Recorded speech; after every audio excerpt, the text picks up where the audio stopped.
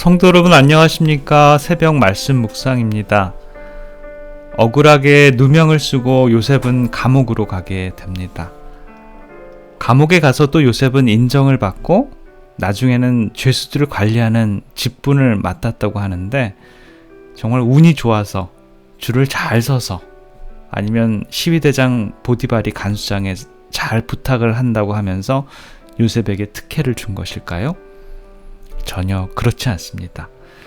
요셉은 처음에 간수들로부터 아주 혹독한 대우를 받았다라고 합니다.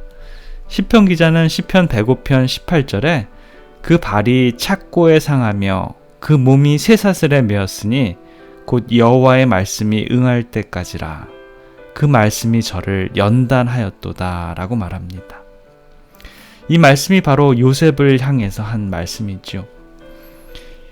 이방의 나라에 팔려온 것도 서러운데 10년 넘게 시위대장의 집에서 집사 노릇을 하면서 이제는 좀 안정된 것 같고 인정받는 것 같았는데 다시 나락으로 떨어집니다. 요셉이 의지하는 하나님이 안 계셨더라면 그는 어떻게 그 모든 고통을 견뎠을까요? 그리고 우울해하지 않았을까요? 조금만 피해봐도 왜 내 인생은 이렇게밖에 되지 않느냐라고 하소연하는 그런 얄팍한 그리스도인 같은 하나님께 불평과 불만을 토출해내지 않았을까요? 그러나 요셉은 자기의 모든 염려를 하나님께 맡겼습니다. 부조와 선지자는 이렇게 그의 마음을 설명합니다. 그는 자신의 불행에 마음을 잃지 않고 다른 사람의 슬픔을 가볍게 해주려고 노력하는 중에 자신의 슬픔을 잊었다. 그는 옥중에서라도 할 일을 찾았다. 하나님께서는 그를 크게 쓰시기 위하여 고난의 학교에서 준비시키고 계셨으며 그는 필요한 훈련을 거절하지 않았다.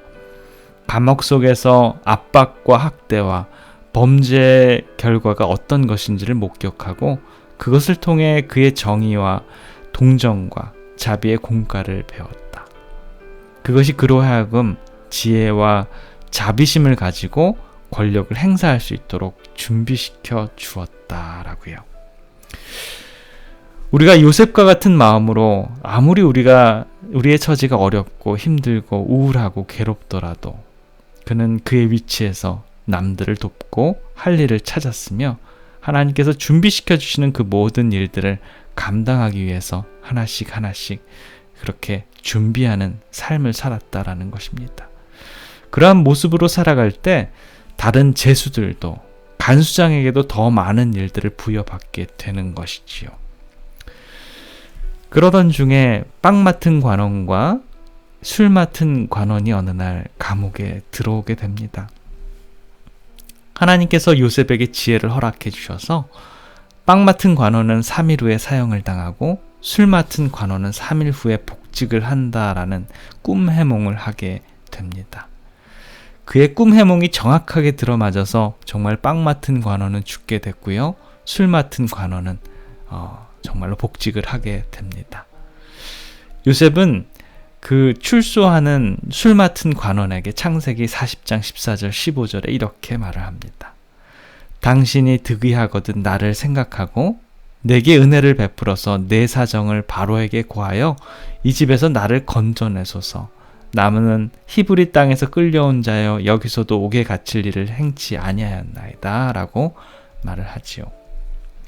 요셉의 표현을 빌리자면 나를 생각하고 내게 은혜를 베풀어서 내 사정을 바로에게 고하여 이 집에서 나를 건져내소서라고 합니다.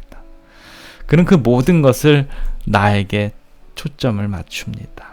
만약에 그 당시에 하나님께 그 모든 초점을 맞췄더라면 어땠을까요? 술 맡은 관원에게 관원이여 이러한 일을 당신에게 허락한 것은 하나님께서 당신에게 은혜를 베풀었습니다. 하나님께서 나에게 지혜를 허락하셔서 당신에게 하나님의 은혜를 보여준 것입니다. 당신 인생을 살아갈 때 늘 하나님을 생각하시옵소서.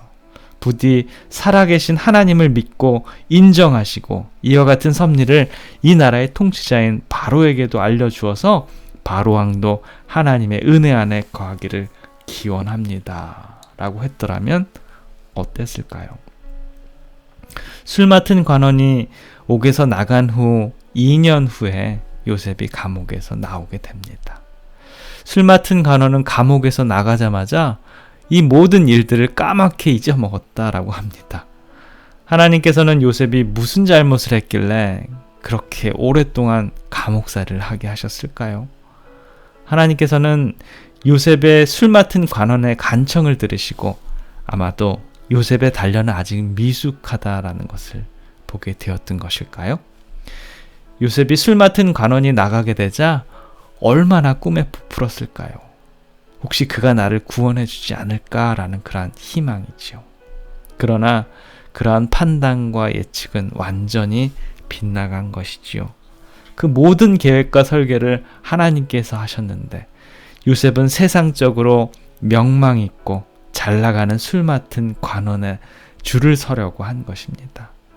이 세상은 학벌과 재력과 권력 우선순위를 두고 살아가고 그런 사람들 밑에 들어가야 한 자리를 한다라고 생각을 합니다. 그러나 하나님 믿는 백성들의 삶은 사람들보다는 하나님을 먼저 바라봐야 하는 것은 아닌지요. 창세기 41장 15절과 16절에 보면 그가 2년 후에 바로왕 앞에 나가는 모습이 보여집니다. 바로가 요셉에게 이르되 내가 한 꿈을 꾸었으나 그것을 해석하는 자가 없더니 들은즉 너는 꿈을 들으면 능히 푼다더라. 요셉이 바로에게 대답하여 가로되 이는 내게 있는 것이 아니라 하나님이 바로에게 평안한 대답을 하시리이다 라고 합니다. 그는 나로 향했던 그 모든 것들이 이제는 하나님께로 바뀌게 되는 것이죠. 바로왕의 꿈을 들은 요셉은 또 이렇게 말을 합니다. 25절에 보면 요셉이 바로에게 고하되 바로의 꿈은 하나이라 하나님이 그 하실 일을 바로에게 보이심입니다. 멋지지 않습니까?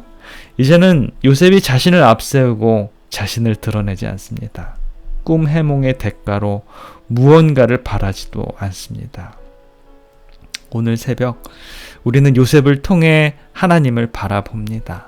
하나님의 위대하심과 그분의 은혜와 그분의 사랑 그리고 이 천지 만물을 주관하시는 하나님을 인정하시고 그분을 믿고 따르는 우리 하나님의 귀한 백성들의 삶이 되시길 간절히 기원합니다. 기도하겠습니다. 사랑의 아버지 하나님, 억울한 생에 꿈 해몽자 요셉을 보게 됩니다. 그러한 요셉을 깊은 감옥 속에서 요셉을 하나님께서는 한순간도 눈을 떼지 않으심을 보게 됩니다. 그리고 그가 더 완전히 준비되기 위하여 애굽의 종으로 그 사막길을 끌려가게 하시고 보디발의 집에서 10년간 봉사를 통해서 한 가정을 치리하는 직분을 감당하게 하시고 또 조금도 죄 없이 하시려고 또 그 감옥 속에서 수많은 사람들의 슬픔과 애환을 듣고 그들을 관리하면서 또 사람들을 만나고 인맥을 넓히고 세상의 행정을 배우고 더더욱 자아를 내려놓는 훈련을 하게 인도해 주신 우리 하나님을 바라보게 됩니다. 이제는 요셉이 자신을 드러내는 삶이 아니라 완전히 하나님만을 증거하게 될 때 모든 훈련을 끝내고 애굽의 치리자의 자리를 통해서 하나님께서는 한 사람의 요셉의 생애로 말미암아 모든 사람을 하나님께로 이끄시는 모습을 보게 됩니다. 그러한 위대한 하나님을 우리의 하나님으로 믿고 섬기는 우리 모두가 되기를 주님 인도해 주시옵소서. 오늘 하루의 생애도 우리 하나님을 주님으로 삼고 살아가는 우리의 삶이 되도록 주님 우리들의 인생을 축복해 주시옵소서. 사랑의 우리 구주 예수 그리스도의 이름으로 간절히 기도드립니다. 아멘.